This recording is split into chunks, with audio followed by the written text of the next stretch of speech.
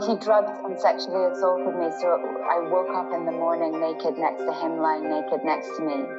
So there wasn't any confusion around what had happened in terms of him. What was extremely confusing at that time, I hadn't really heard of anyone else having been drugged and assaulted in this way. So for me, a lot of my confusion was trying to work out what had happened. It wasn't really crossing my mind at that point that I must have been drugged. And that was just added to the challenges and the kind of horror of the situation.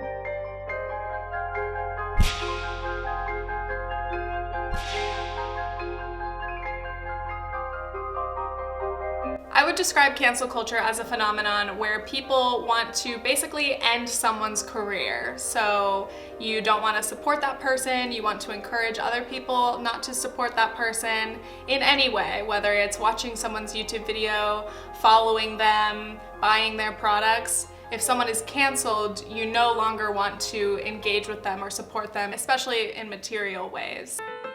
The social media movement, cancel culture, started in 2014. The term cancel spread from Black Twitter throughout 2015 and was used to react to people doing things considered to be problematic.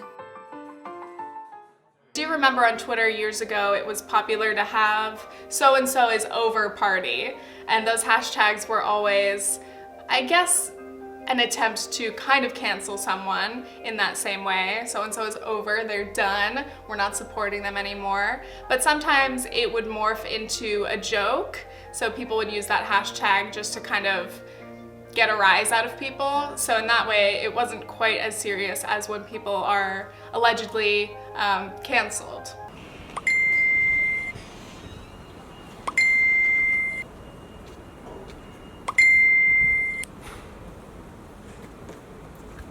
In the last few years, social media has become such an important tool for people all around the world.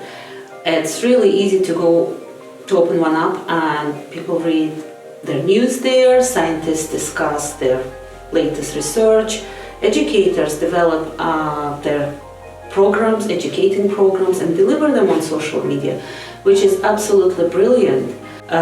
When it comes to marginalized people, it's enough to remember just a few things to remember, like Me Too movement that raised awareness around sexual assault and sexual abuse, and actually quite a few powerful people were brought to justice as a result of that. So as we can see, social media can be a very, very powerful tool in connecting people that will support people in difficult times. Many of the most prominent examples of cancellation have arrived during the Me Too era. In 2017, several women came forward with allegations of sexual misconduct against powerful men in the entertainment industry. One of them is actress Mhairi Morrison. My name is Mhairi Morrison. I'm an actor and a producer, and I'm a survivor of sexual assault. At the beginning of my acting career, while I was in Paris, in France, I was drugged and sexually assaulted by an extremely well-known French film director.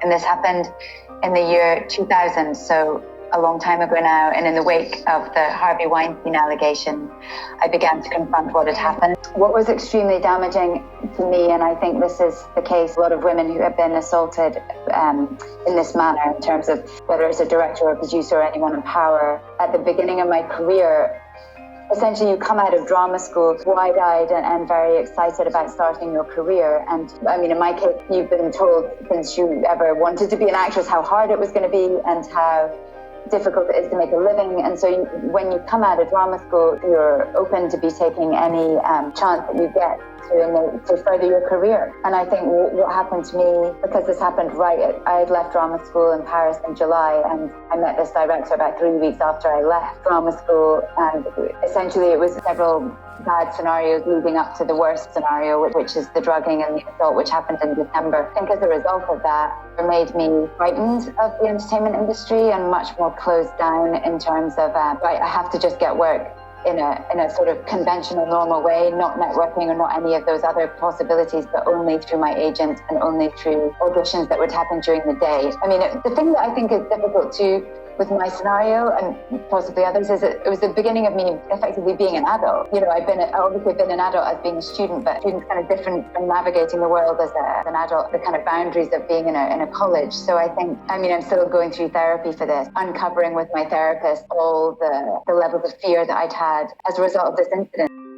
People who had to experience sexual assault or sexual abuse, they go through enormous trauma. They often feel they're worthless, they lack confidence, they feel they're dirty, they don't think anyone will believe them. There are many reasons why they don't come forward, and one of the reasons is no one's going to believe me if I tell anyone. People will blame me because I was in a pub drinking, and it really doesn't matter what happened. Were they drunk or not? It's about something that happened to them. They didn't cause it, someone else caused it. And then when they come to stage, when they're ready to report, they have to go through the same story again and again. They have to tell it to the police, they have to tell it to other entities before even they reach court. And then they're cross-examined during the court. So they actually feel like they are re-traumatized again and again. With that in mind, and considering that the level of sentencing is very low, sentencing of those who committed such a horrendous crime, people don't want to come forward because it's going through the layers of hell again and again. It's a very, very big trauma. I absolutely support the Me Too movement. I think it's been incredibly powerful to have so many stories come out of Hollywood and similar industries, and even just everyday people sharing their experiences and becoming part of the Me Too movement. There is an element of cancellation in the Me Too movement. You know, again, we talk about Harvey Weinstein or Woody Allen, and people to this day don't want to support Weinstein films or Woody Allen films. And we do judge the people who still continue to work with them or speak positively of them, because we're weighing the stories that we've heard, these accusations against them, with this art that we used to enjoy, and now it's become much more complicated. It feels wrong to enjoy and support someone like Woody Allen or Harvey Weinstein when we know, the reality of what they've done to people. Cancel culture has the potential of helping other social media movements succeed and fight for equality by holding people accountable for their actions. I think it's such a massive watershed moment, the Harvey Weinstein trial and his ultimate 23 years. But when I was listening to a lawyer talk about before he'd been sentenced, when he'd been found guilty, but before he'd been given the years, this woman had said this is the first time that women have come against somebody, a rapist, and they've been believed with no other evidence, which is so key, because it's so often the case that you don't have any physical evidence from a rape or a sexual assault. So I think that is massive, that now women are being taken seriously and their words matter so much that somebody can be convicted. I heard that when I was driving, and I listened to the radio, and I just started crying for so many reasons. Thank goodness we're finally being able to be taken seriously enough that our words have weight and matter. Popular comedians have criticized cancel culture for killing comedy, and the new generation for being oversensitive. While millennials think that comedy needs to evolve because jokes that were funny 20 years ago can now be perceived as offensive. Well, I believe in today's society. Doing anything that can be seen as offensive, you have to be really careful of that. And if it's brought up from someone that they did in the past, I don't agree with that as such. Like with Kevin Hart and Oscars and stuff like that. That's a big thing that you got to look at there. However, if they're doing stuff more recently and they're doing stuff that is just offensive nonetheless, I do believe if like the companies need to take some form of action to cover themselves, like uphold the public image. I think context is everything. As I think some things that I might not find offensive, someone else might find offensive, and I think if I'm going out to write a joke that I know is offensive, I need to be aware that some people will not like what I'm going to say. But you have to do it in a smart way. So you're not saying anything that really is offensive, but the material that you're talking about could be an offensive subject. So I think it's about being smart. But as for the cancellation, well, it really just depends. If someone's really has said something utterly offensive that's got under the context is not a joke in any way, then cancel. Comedy definitely can perpetuate very hurtful and harmful things like racism and homophobia and sexism. On one hand, I think that comics that complain about this PC culture, I think that they might be a little bit lazy in their joke writing if they think, oh, nobody can say anything funny anymore, we can't make jokes anymore. Yeah, you can, just try to write better jokes that don't just rely on stereotypes or these old tropes.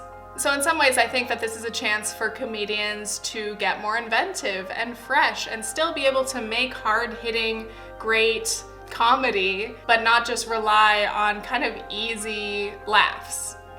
The whole snowflake and like PC culture rhetoric is just very interesting to me.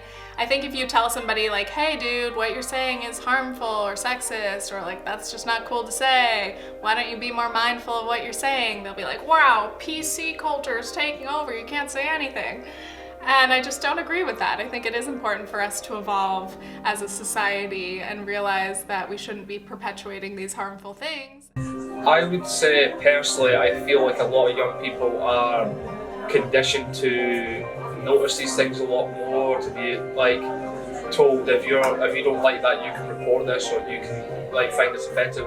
I mean, quite a lot of things that people find offensive, they're kind of choosing to be offended by it. Like there is stuff that are offensive, however, you can get somebody who says something racist, however it's a black man saying a racist thing, and they're kind of going, well, I'm not too bothered by that. However, some other people might be offended on their behalf. I mean, a lot of people nowadays that are being brought up, they are kind of being brought up to believe like, if you've seen that and you're offended by that, you can say something about it. Whereas like, if I aim something at Alex and you've seen it yourself, you can go, oh, I'm not happy about that, I not report it. Whereas before, a lot of people would realise that was we're giving people more options to be offended, we're giving more people opportunities to be offended. So I think it is a lot more apparent nowadays, especially with having a platform like social media. Like we're giving the people this option to voice their opinion. I mean, nowadays you can put up a perfectly fine review about a product and somebody else can say, no, I disagree with that, you know? Yeah, well, exactly. It's basically just because of social media, more people have their voice now. Like when you mentioned Eddie Murphy, it's like back then there would have been the same amount of people being offended by those jokes. It's that now, if they had done that like this year, that everyone would have been on Twitter, Instagram, Facebook, all the social media. They would have been on. They'd have been on TV, on the news. I'll say that thing with Friends. The Friends TV show came out in like the 90s, 2000s, and people loved it. People were loving it.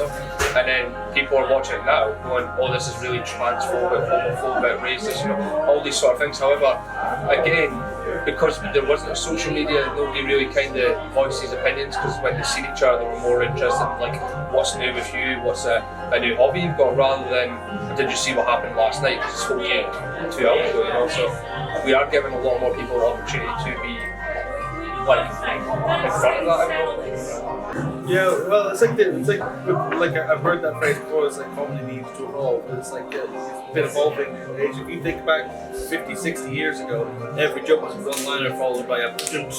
It's like comedy is always changing. Like it's always changing. Music's always changing. Everything always changes. I don't think there's anything wrong with that. But you know, no, I don't think it's killing comedy. I wouldn't say it's killing it. It's just people are adapting to what they can and can't say.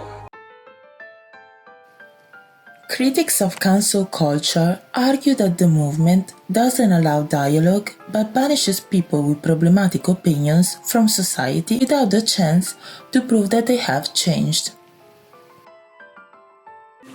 when people are cancelled, when people call for someone to be cancelled, they actually forget that politicians or celebrities or anyone who is being cancelled, they're actually human beings who have their emotions, who have their feelings, and they also can feel hurt.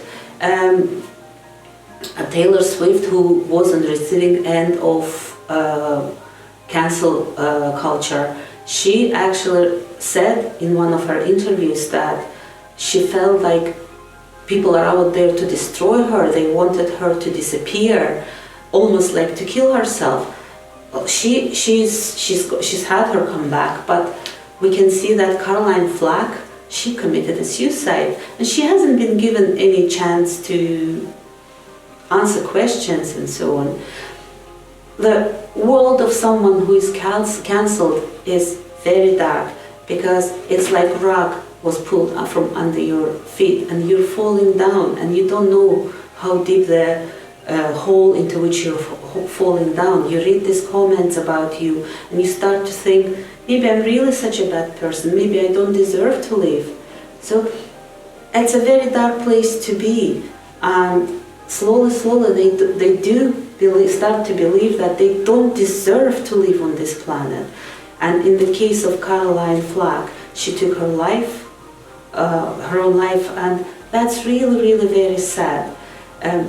For people who are cancelled, it's a world of anxiety and deep depression from which it's very difficult to come back. Social media is very important to raise awareness about this, about what's going on in the world. Me Too raised awareness about women being abused, women's voices not being heard. But when we cancel someone, we basically deny justice to both women and to the people who are accused. It's very important that we support, for example, in this case, we support women, but we can't take justice into our own hands. The role of social media is to raise awareness and to support people and to open dialogue, not to take justice into our own hands. I've definitely thought a lot about the issue of old problematic posts resurfacing. I've thought about it from the side of someone who could be canceled because, you know, as my YouTube channel continues to grow and become more popular, I do worry that, you know, what if people try to dig up old posts of mine to try to find some dirt on me? Because that happens so often to people who are public figures, even just online.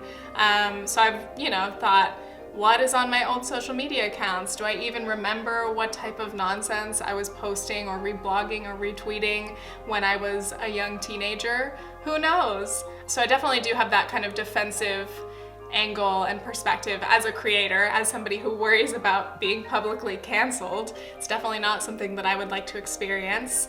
So I try to remind myself to be a little bit more forgiving. I know that it's hard. It's hard to tell other people, hey, that thing is racist, homophobic, sexist, but you need to forgive them. Because a lot of people have been personally hurt by racism, homophobia, sexism. So to tell people to just give it up and forgive people, I can see how they're not willing to do that. But for me personally, I definitely think it's important to acknowledge and discuss why certain statements or posts or whatever are wrong and hurtful and perpetuate these really harmful things like racism and homophobia. But also I strongly believe in the importance of giving people the chance to grow. And I think that a lot of times by the time that these old posts get resurfaced, that person has grown, but now they have to try to prove their growth to the internet. And I think that's such an impossible thing to do.